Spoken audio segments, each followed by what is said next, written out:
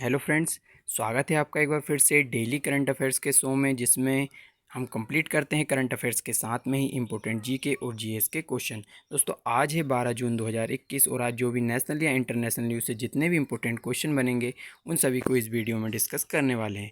दोस्तों, इस वीडियो की पीडीएफ फाइल को आप डाउनलोड कर सकते हैं। डाउनलोड के लिए टेलीग्राम चैनल को ज्वाइन करें, साथ में ही हमारे इंस्टा के पेज को भी फॉलो कर सकते हैं। इसके अलावा अब यदि आप एसएससी रेलवे या फिर किसी भी स्टेट एग्ज़ाम की तैयारी कर रहे हैं तो उन सभी के लिए वीडियो काफ़ी हेल्पफुल होने वाली है। तो चलिए शुरू करते हैं आज के पहले क्वेश्चन के साथ।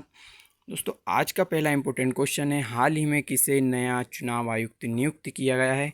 दोस्तों, हाल ही में बने हैं अनूप चंद्र पांडे नए चुनाव आयुक्त। दोस्तों, इसके पहले आपको याद रखना है कि सुशील चंद्रा जी है मुख्य चुनाव आयुक्त नियुक्त किए गए थे, लेकिन अभी जो बने हैं चुनाव आयुक्त बने हैं अनूप चंद्र पांडे जी।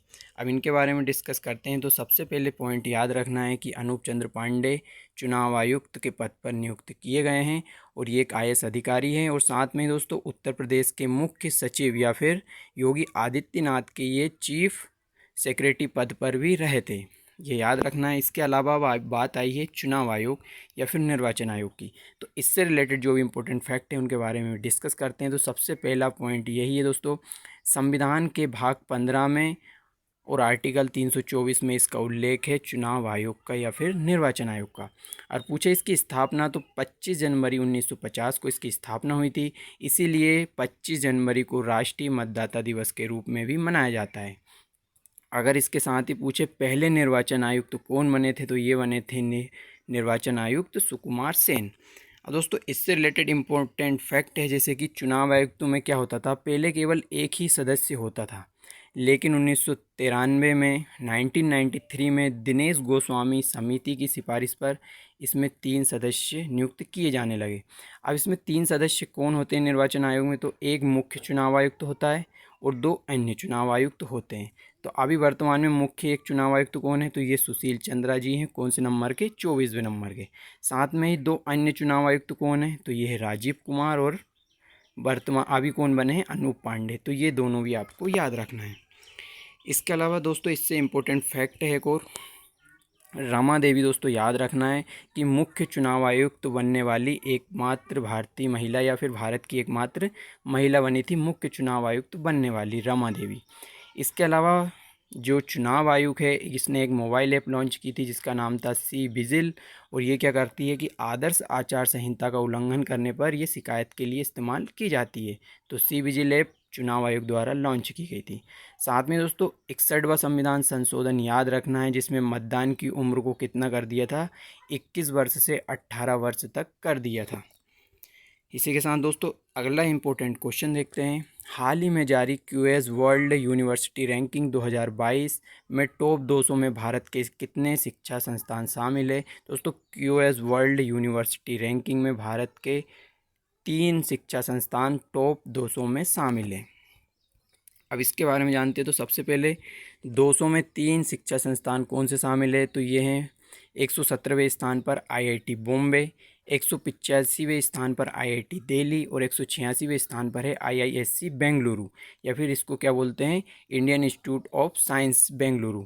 अब इसी से रिलेटेड दोस्तों एक फैक्ट और है जो कि इसी यूनिवर्सिटी रैंकिंग द्वारा जारी किया गया है। क्या है वो, कि विश्व में रिसर्च के मामले में पहले स्थान पर ये इंस्टीट्यूट आया है, जो कि कौन सा है, Indian institute of science Bengaluru इसमें शामिल है।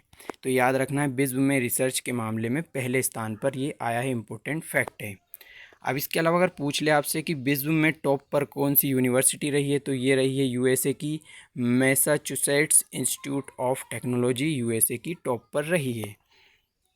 अब दोस्तों एजुकेशन से रिलेटेड कुछ इंपॉर्टेंट फैक्ट है, जैसे कि अगर शिक्षा पूछा जाए तो किस सूची का विषय है, तो वर्तमान में तो दोस्तों ये समवर्ती सूची का विषय है, लेकिन अगर पूछे मूल संविधान में तो ये राज्य सूची का विषय था, लेकिन 42वें संविधान संशोधन के द्वारा इसे समवर्ती सूची में लाया गया। इसके अलावा दोस्तों एक इम्पोर्टेंट क्वेश्चन, अभी हाल ही में दोस्तों राष्ट्रीय शिक्षा नीति, नई राष्ट्रीय शिक्षा नीति लाई गई थी, और ये किस समिति की सिफारिश पर लाई गई थी, तो ये कस्तूरी रंगन की सिफारिश पर लाई गई थी। ये समिति आपको याद रखना है।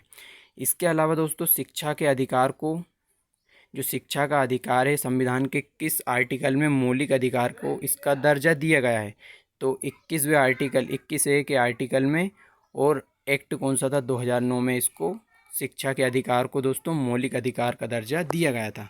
ये फैक्ट भी आपको याद रखना है।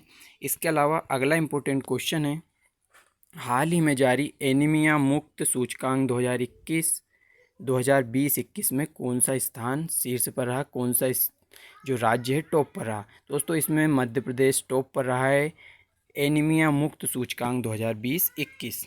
अब इसके बारे में जानते हैं। तो सबसे पहले दोस्तों जारी कौन करता है, तो स्वास्थ्य एवं परिवार कल्याण मंत्रालय द्वारा जारी किया जाता है। एनीमिया मुक्त सूचकांक 2020-21 अभी जारी किया है, जिसमें मध्य प्रदेश टॉप पर रहा है। अब टॉप इसमें राज्य कौन कौन से हैं, तो सबसे पहले तो दोस्तों मध्य प्रदेश है, उड़ीसा है सेकंड पे, थर्ड पर है हिमाचल प्रदेश, और फोर्थ पर कौन है, हरियाणा। तो इस तरह से चारों भी आपको याद रखना है। अब दोस्तों एनीमिया की बात आई है, तो एनीमिया क्या होता है, तो एनीमिया होता है शरीर में जब रक्त की कमी हो जाती है तो उसे ही दोस्तों एनीमिया बोला जाता है। अब इससे रिलेटेड क्वेश्चन पूछते हैं दोस्तों कि जो ब्लड का पीएच वैल्यू, पीएच मान कितना होता है, तो 7.4 होता है। ये भी आपको याद रखना है। इसके अलावा दोस्तों जो विटामिन B9 की कमी से कौन सा रोग होता है, तो एनीमिया होता है। और विटामिन बी दिया जाता है किसके लिए, एनीमिया की कमी को दूर करने के लिए, जिसका रासायनिक नाम है फॉलिक एसिड। तो विटामिन B9 दिया जाता है एनीमिया को दूर करने के लिए। साथ में दो इम्पोर्टेंट फैक्ट और नोट किए दोस्तों यहाँ पे, ये क्या है इनके बारे में देखते हैं। तो सबसे पहले दोस्तों जल में घुलनशील विटामिन कौन कौन से, तो ये है B और C, ये याद रखना है। और साथ में वसा या फिर लिपिड में घुलनशील विटामिन है केडा, केडा करके याद रखना है, KEDA। ये चारों हैं वसा में घुलनशील विटामिन। इसके अलावा दोस्तों अब बात आई है MP की। तो MP से इम्पोर्टेंट फैक्ट है, जैसे कि अफ्रीकन जो चीते हैं मध्य प्रदेश के किस नेशनल पार्क में लाए गए हैं अभी हाल ही में, तो कूनो नेशनल पार्क में अफ्रीकन चीतों को लाया गया है। साथ में दोस्तों एक इम्पोर्टेंट इंडेक्स अभी जारी किया था, उसके बारे में देख लेते हैं। ग्लोबल हंगर इंडेक्स 2021 में भारत 94 स्थान पर रहा 107 देशों में। ये भी याद रखना है। साथ में ही अब मध्य प्रदेश की बात आई है, लोकेशन ये है, राजधानी इसकी भोपाल है, और CM है वर्तमान में शिवराज सिंह चौहान, राज्यपाल आनंदीबेन पटेल है। इसके अलावा नेक्स्ट इंपॉर्टेंट क्वेश्चन देख लेते हैं। अगला इंपॉर्टेंट क्वेश्चन है, 9 जून 2021 को किस देश ने क्रिप्टो करेंसी बिटकॉइन को देश की वैध मुद्रा घोषित कर दिया है। दोस्तों इंपॉर्टेंट क्वेश्चन है, तो ये अभी घोषित किया है अल सल्वाडोर। दोस्तों अल सल्वाडोर ने घोषित किया है क्रिप्टो करेंसी या फिर बिटकॉइन को अपने देश की वैध मुद्रा। तो ये आपको याद रखना है, पहला पॉइंट यही है। अल सल्वाडोर ने वैध मुद्रा घोषित करने वाला विश्व का दोस्तों ये पहला देश बन गया है बिटकॉइन को वैध मुद्रा घोषित करने वाला। अब दोस्तों ये बिटकॉइन या फिर क्रिप्टो करेंसी क्या है, तो बिटकॉइन एक क्रिप्टो करेंसी है। क्रिप्टो करेंसी का मतलब क्या होता है, तो क्रिप्टो करेंसी या फिर इसी को क्या वर्चुअल करेंसी या फिर ऑनलाइन करेंसी कहते हैं, या फिर कह सकते हैं कि ये एक प्रकार की डिजिटल करेंसी होती है, टोटल ऑनलाइन ये वर्क करती है।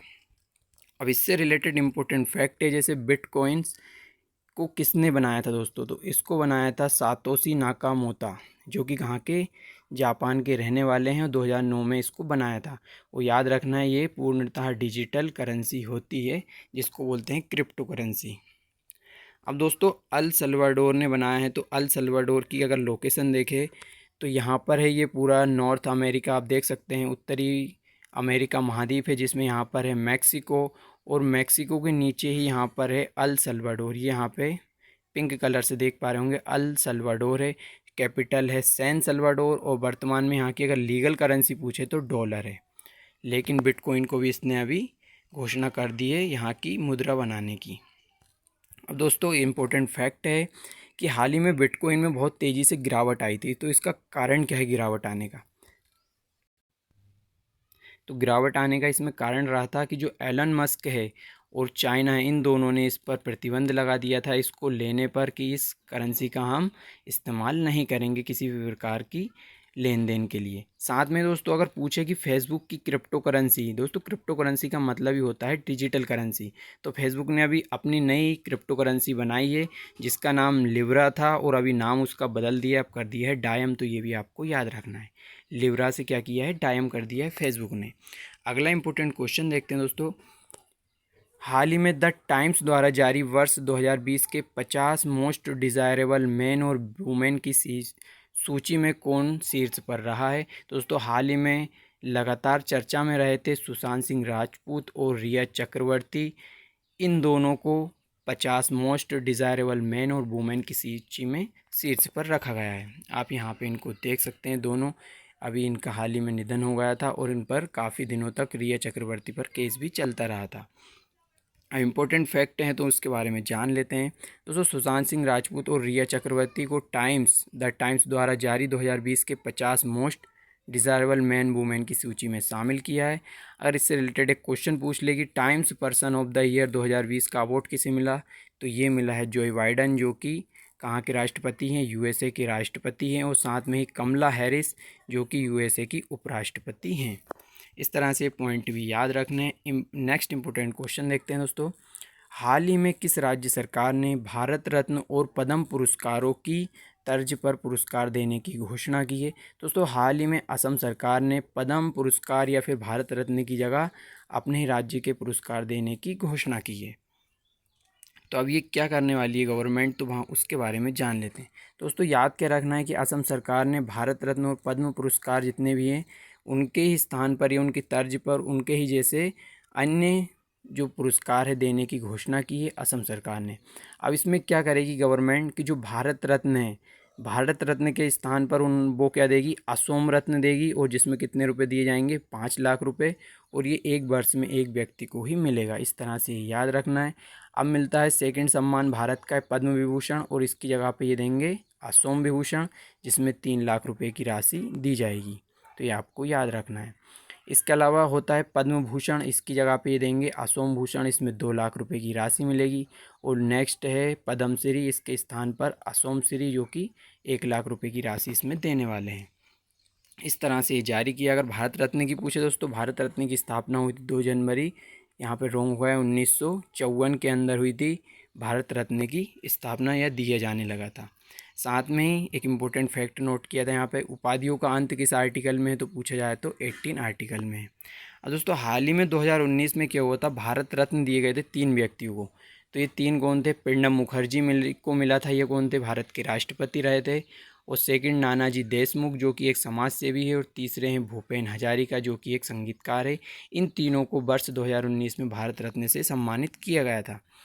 अब इम्पोर्टेंट अवार्ड से रिलेटेड क्वेश्चन है कि 2021 में दोस्तों पद्म विभूषण से सम्मानित पूर्व प्रधानमंत्री, किस देश के पूर्व प्रधानमंत्री को पद्म विभूषण से सम्मानित किया, तो शिंजो आबे हैं जो जापान के, इनको मिला था।